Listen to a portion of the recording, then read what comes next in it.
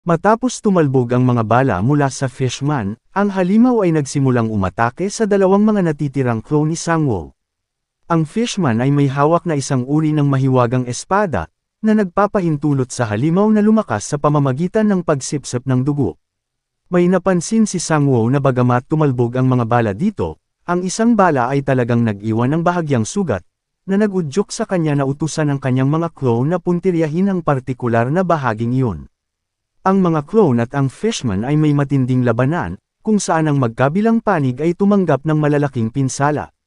Ang Fishman, pagkatapos makatanggap ng napakaraming pag-atake na hindi na niya mapigilan pa, siya ay bumagsak, at si Sangwoo ay natuwa dahil natapos na.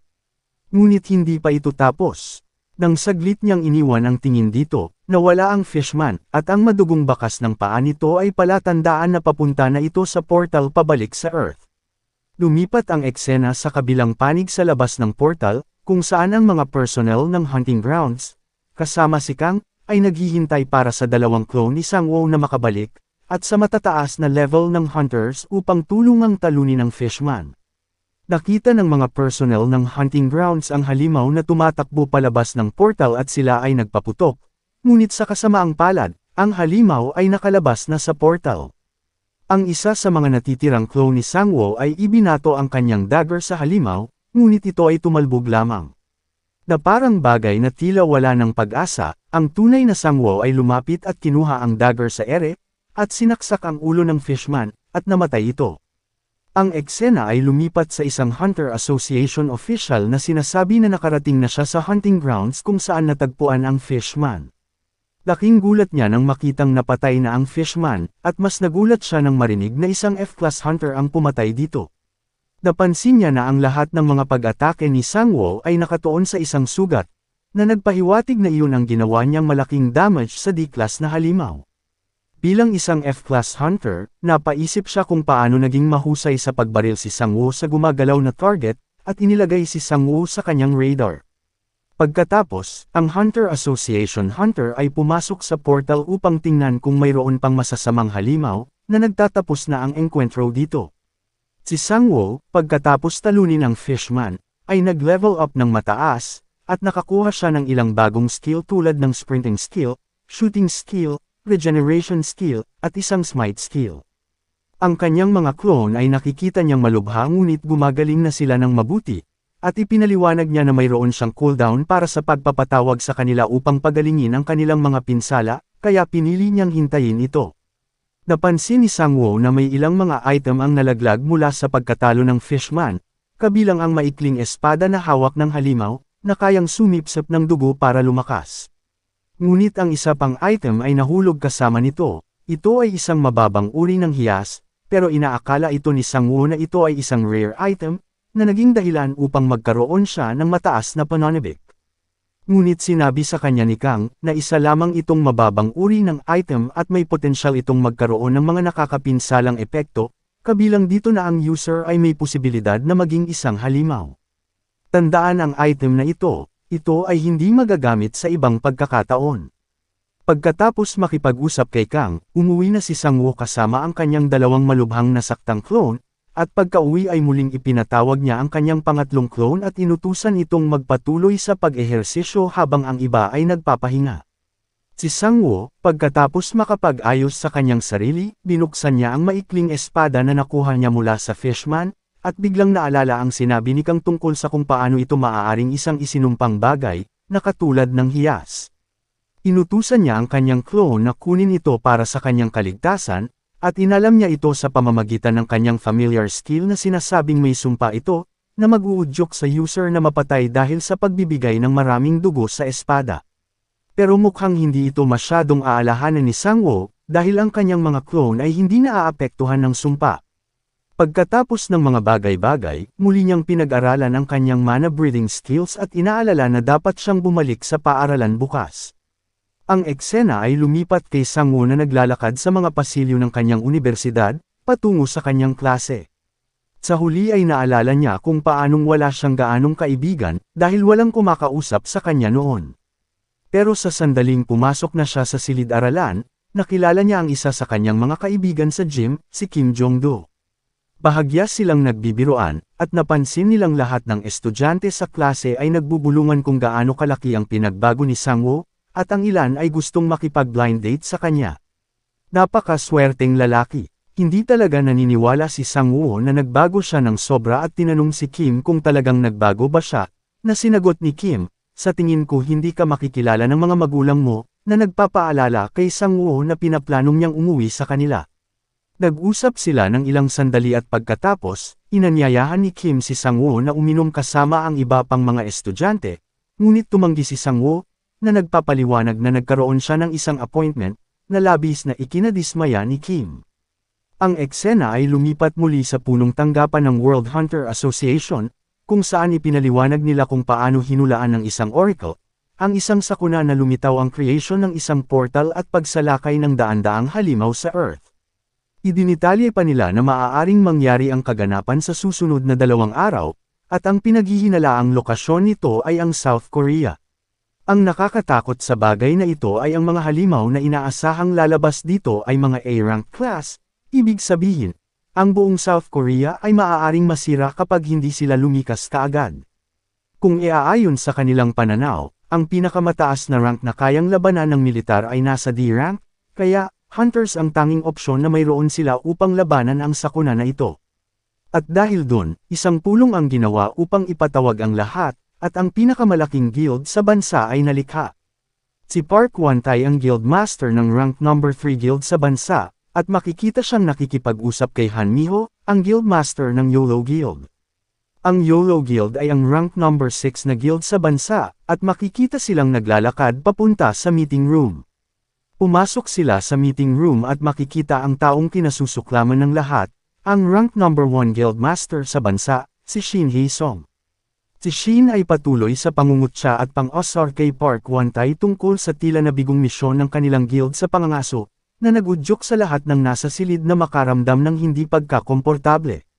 Ang tensyon ay nag-ambala sa pagdating ng leader ng asosasyon at nagsimula na ang meeting tungkol sa darating na sakuna. Ipinaliwanag ng leader ng asosasyon ang sitwasyon, at ang bawat isa sa guild masters ay nagpahayag ng kanilang mga alalahanin sa kakulangan ng mga tauhan para sa sakuna na ito, lalo na kung kinakailangan bantayan ang kabuuan ng South Korea. Si Park Won-tae, sa gitna ng mga argumento, ay nagmungkahi ng isang makabuluhang plano na sinasabi na ang bawat guild ay maghanda ng isang team ng mga hunters na maaaring ipadala kaagad kung sakaling mangyari ang sakuna sa kanilang lugar. Sa lugar na iyon, kapag nangyari ang sakuna, ang bawat guild ay magtitipon sa locus yung iyon at doon i-concentrate ang kanilang manpower. Bilang parusa sa hindi susunod, ipinaliwanag ni Park Won-tae ang naturang parusa sa kanila. Lahat ay bumoto pabor sa plano ni Park, at natapos na ang pulong.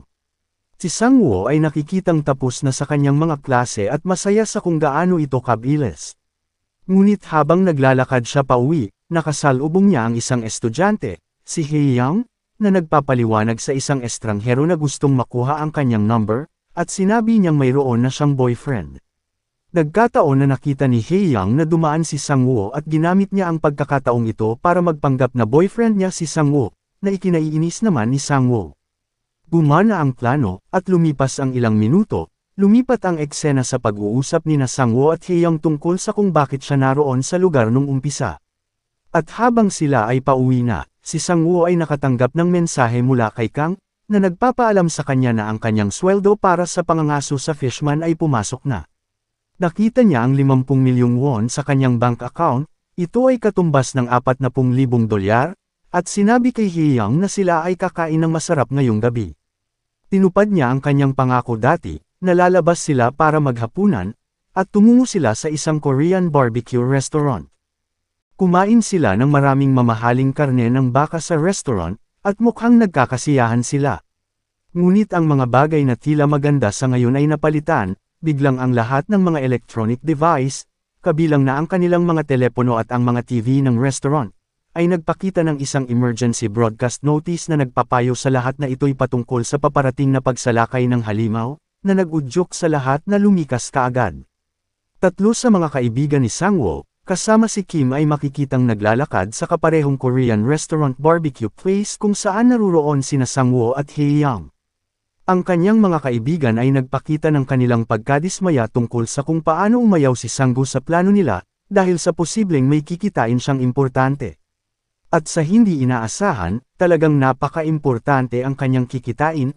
Nakita nila si Sang-woo kasama si Hae-young at sila'y galit na galit, at tinawag siyang traidor. Tulad sa kanilang pagkadismaya, ang kanilang mga telepono ay sumabog din tungkol sa pagsalakay ng halimaw. Pero mukhang hindi sila masyadong nag-aalala tungkol dito, at nakipagkita sila kina Sang-woo at Hae-young, nagpalitan sila ng pagrespeto sa bawat isa. Sa nabalitaan, sinabi niya sa kanyang mga kaibigan pati na kay Hae-young, na umuwi na silang lahat, pero mukhang hindi ito sineseryoso ng lahat ng tao sa paligid niya. Sa pag-aalalang ito, sa pag-uwi ng lahat ng kanyang mga kaibigan, tinawagan niya si Kang, at sinabi sa kanya ni Kang ang lahat ng mga detalye ng kaganapan, na kinukumpirma ang labis na pag-aalala ni Sang-woo. Ipinahayag ni Sang-woo ang kanyang pagkadismaya sa kung paano pinangangasiwaan ng asosasyon ang sitwasyon, na hindi pinapansin ang pagsalakay na ito na seryosong sitwasyon. Ipinaliwanag ni Kang na maaaring ito ay dahil sa katotohanan na magkakaroon ng malaking epekto ito sa ekonomiya, kung ang kanilang bansa ay ganap na isasarado dahil sa pagsalakay sa loob ng mahabang panahon, at ang asosasyon ay hindi nais na sisihin sila ng sambayanan sa pagkawala ng trabaho ng maraming tao. Kung maglalabas sila ng isang magaan na babala, hindi sila mananagot sa pagkamatay ng iilang tao. Ito ay hindi sang-ayon si Sang-woo. Ipinaliwanag din ni Kang na ang bawat hunting ground ay isa sa ilalim sa lockdown, kaya hindi makakapag-hunt si Sang-woo ng ilang araw. Ito naman ay nag-udyok kay Sang-woo na makipagkita sa kanyang pamilya tulad ng binalak niyang gawin noon. Tinipon niya ang lahat ng kanyang naka-recover na na-clone dahil sila ay uuwi, kung nasaan kikitain nila ang kanyang ina, tatay, at kapatid na babae. Nakarating na siya sa apartment ng kanyang mga magulang at pinindot ang kanilang doorbell. Inaalala ang 3 buwan na lumipas mula noong huli silang nakita.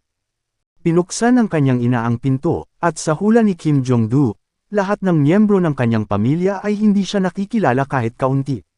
Ilang segundo silang natigilan sa kanyang matinding pagbabago, at nakita ng pamilya na may kasama siyang mga kaibigan.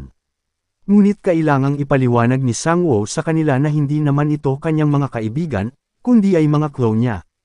Kaya kailangan niyang ipaliwanag ang lahat tungkol sa kung paano siya naging isang awakening hunter.